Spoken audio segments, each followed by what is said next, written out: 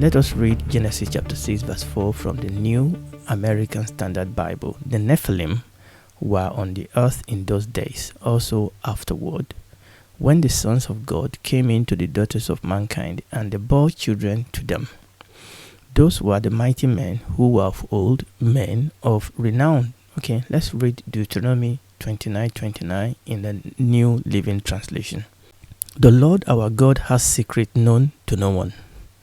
We are not accountable for them, but we and our children are accountable forever for all that he has revealed to us, so that we may obey all the terms of this instruction. So there are some things that God has not revealed, and it doesn't hold us accountable for those things. Those things that has not revealed belongs to God. This is the question we are looking at. What about aliens? What about UFOs? What about extraterrestrial beings? Do they exist today? What does the Bible say about them? And what led us to this is the issue arising from the study of Nephilim, because people often present Nephilim as if they are aliens. People often present Nephilim as if they are some sort of demigods. And these tend to be Christians' answer to the question of aliens. We didn't come here because we are trying to study aliens or UFO. No. It was our study in Genesis chapter 6 that brought us here. And that has always been the pattern. We are allowing this story to lead us to other part of the scripture, to connect us also to relevant topics that we need to study. And our conclusion is that literal biblical Nephilim do not live among humans today. Our conclusion is that Nephilims were not aliens. Nephilims were not demigods. Nephilims were human beings, and that actually their story ended during the time of David. So we have concluded that literal biblical Nephilim do not live among humans today.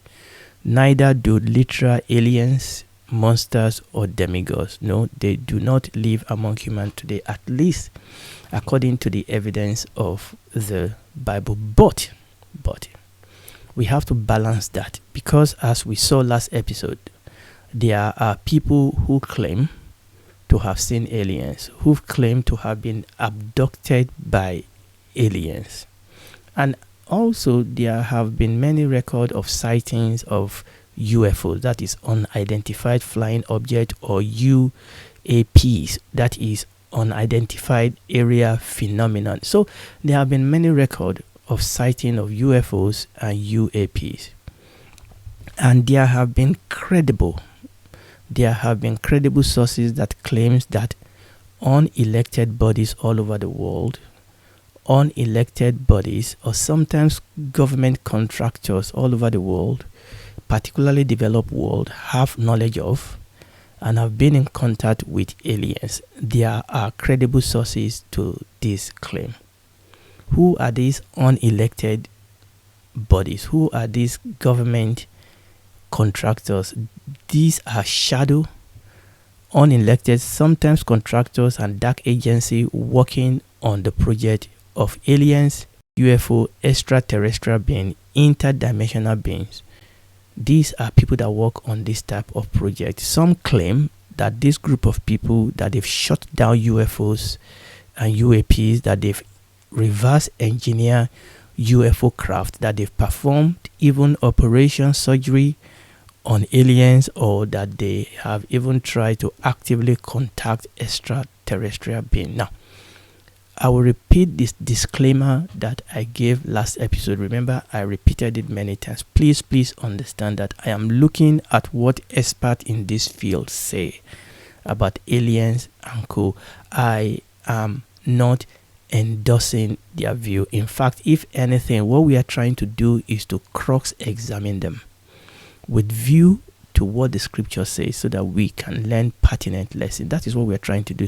Now, the approach we have taken in last episode is to make some observations that will help us as Christians to navigate this subject. So last episode, we looked at the first 3 observations. So let us move on to number 4. Okay, number 4. What is the 4th observation? Expert tells us that there are advanced technologies created by inventors over the last 100 years or so, which could have helped humanity, that have been confiscated and suppressed by the government through the use of the Invention Secret Act. And this is the name given to it in America. Other nations have their own names for this type of act, the Invention Secret Act. You won't refer to this type of thing without people dropping the name of somebody called Nikola Tesla. Tesla, does that ring a bell? And they mention other name of inventors that they believe have made technologies that could have benefit and help humanity, but they've been confiscated and suppressed by the government through the use of the Invention Secret Act. Now, this Invention Secret Act actually allows the government to indefinitely restrict public knowledge of inventions. The act originally was supposed to protect country against inventions that they deem is a threat to national security. Now, that was the whole purpose of this act. But expert claims it is often used to restrict new technologies that is considered disruptive to existing industry and the power that be, particularly in the area of energy and electricity. And one of the most common technology often mentioned by experts to this effect is the science of gravity control. Again, remember, I am just telling you what the expert says. I am not endorsing it. Okay, let's go to the fifth observation. Expert tells us that these rogue, dark, unelected bodies and sometimes government contractors, that they sometimes deliberately confuse the water by means of man-made UFOs, man-made UAPs, that they sometimes stage fake aliens abduction, and that they sometimes encourage ridiculous and conspiratory theory so that they can confuse and desensitize the public to the real truth, and that this allowed them to actually get away with what they are doing by hiding the truth in plain sight.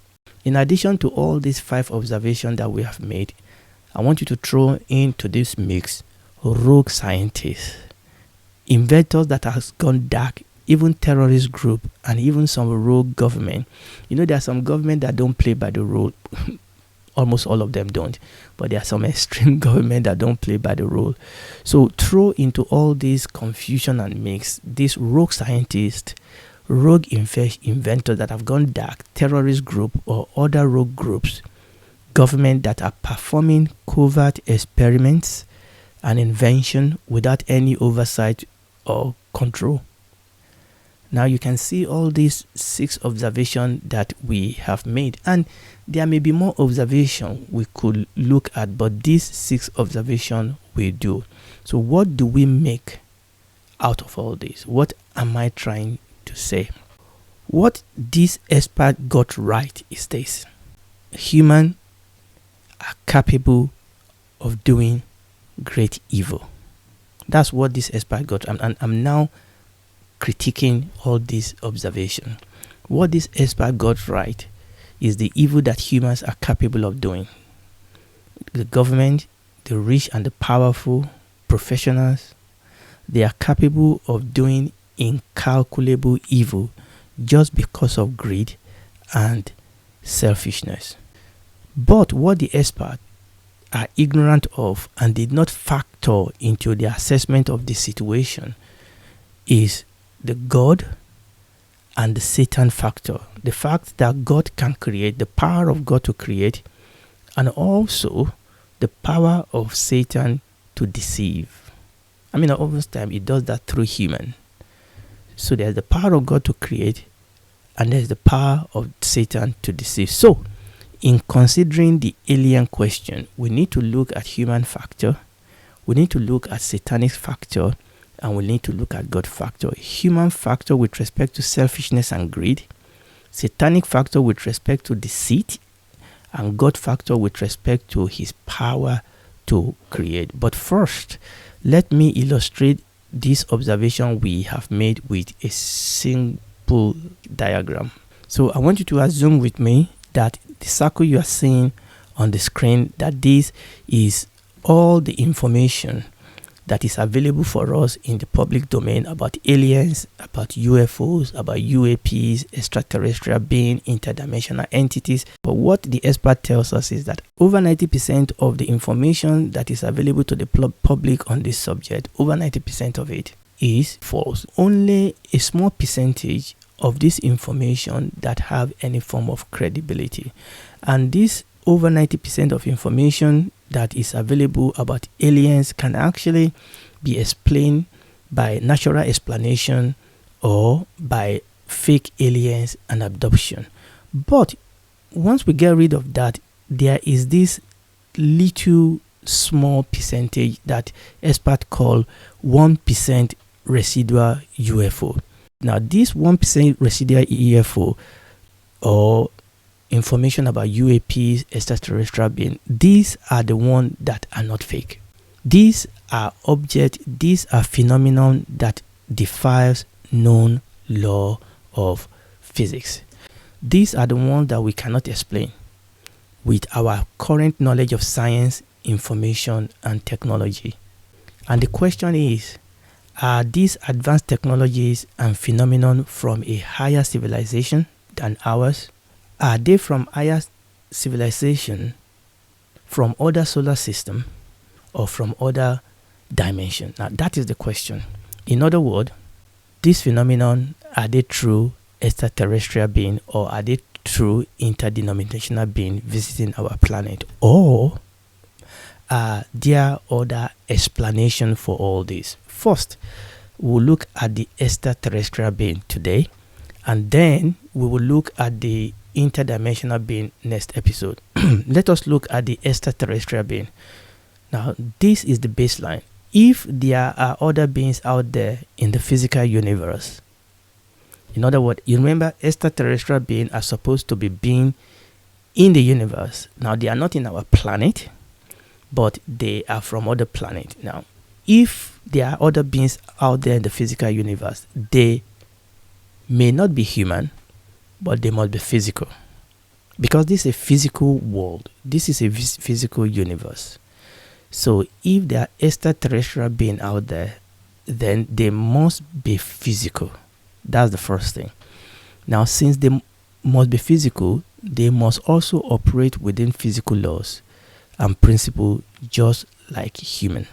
Now, the question then is, when you consider the distance between solar system and the galaxies, and the particles and the elements and the radiation out there in space, what type of technology will it take for a physical being to attempt an interstellar journey through space to Earth and survive that journey?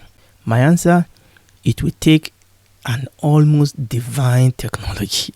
And remember that the Bible teaches us that the creation is a young creation, irrespective of what rogue science want to tell us, that this creation has been going on for millions and billions of years. No. The Bible says that God created this physical universe few thousand years ago. So, whoever this being may be, they did not have millions and billions of years to have evolved and advanced and create this almost divine technology. Now, the problem is that oftentimes people confuse theoretical physics with what is practically possible. Sometimes something may be possible mathematically. The question is, what's the probability that it will happen? Is it likely? Is it unlikely? Is it possible? Is it impossible? For example, it is mathematically and theoretically possible that there is another planet out there that is able to sustain life. But the question is, what is the probability of that being true? And the fact is that the probability of another planet in our galaxy sustaining life, the probability for that is 0. It could be mathematically possible, but the probability for that is practically 0. Because when you understand what it takes, you will understand that it took miracle for the earth to be just in the right position to be able to sustain life. So, putting all this together, I do not think it is probable that we are going to be visited by our cousin, if there are any cousin at all, from other solar system anytime soon, no matter what their level of civilization or technology may be. Remember that at the moment we are talking about ET, we are talking about apparently people saying that there are beings out there, physical beings out there that are visiting the earth in all these highly technological advanced craft. I don't think so. Now, obviously, the inevitable question then is, how do you then explain this 1% residual UFO and co? How do you explain it? My opinion is, and this is only my opinion is that this 1% residual UFO, those ones that we cannot technically explain away, my opinion is that since they are not from out there, they are inevitable from in here. That they are not extraterrestrial, but rather they are intraterrestrial. In other words, they are objects of being from Earth. The question is, how can I explain that? Why do I come to that conclusion? My conclusion is that yes, there are this 1% residual UFO that are not fake. Yes, that we cannot explain with our currently known physics and technology. Yes, but I have conclusively proven that there are no being out there coming to visit us. So if we are seeing these things, they must not be coming from out there. They must be coming from in here. Now, I'm going to explain a couple of reasons why I have come to this conclusion, but that will be in the next episode by the grace of God. And also, we will then look at the interdimensional beings. What I'm saying is this: God created this universe, and He created human. And God so loved the world that He gave His only begotten Son, that whosoever believes in Him will not perish, but have everlasting life. Aliens or no aliens, interdimensional beings or no interdimensional beings, we are here, and God loves us, and He wants us to be saved. And a whole lot of what we are dealing with is confusing people from, understanding the issue that is at hand. Because quite a number of people that are involved in this alien thing are invariably people that often, not exclusively, not totally, but they are invariably people that also question the existence of God, that question the person of the Lord Jesus Christ. And that is why some of these things are important, because this question of aliens often is one of the tools that is used by the enemy to confuse the water. But I want you to know that God created human. There was a fall. God came to help us, or else we will all go to hell. But God doesn't want us to go to hell. So He came, Jesus died, so that you and I, through His cross, might be saved. How do you partake of that? By admitting that you are a sinner, coming to Him, ask Him to forgive you, to be your Lord and Savior, and He will. He will save you. You will be a daughter, a son in His family, citizen in His kingdom. And when this is all over, because it's going to be over, then you and I can spend eternity with Him in the new heaven and the new earth. Do it right now.